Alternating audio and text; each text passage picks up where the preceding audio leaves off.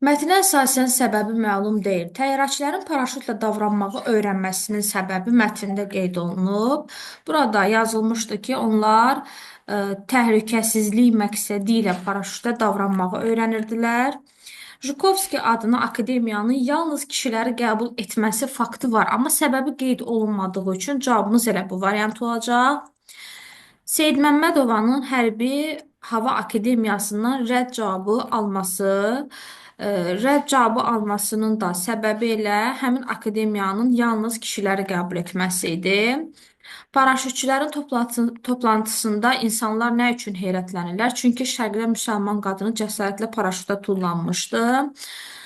Züleyxanın Şüvəndə dəfn olmasının səbəbi isə mətndə qeyd olunur ki, vəsiyyətinə görə, deməli o vəsiyyət etmişdi. Düzgün cavabımız olacaq. Yalnız kişilər qəbul etməsi bunun səbəbi mətndə qeyd olunmayıb.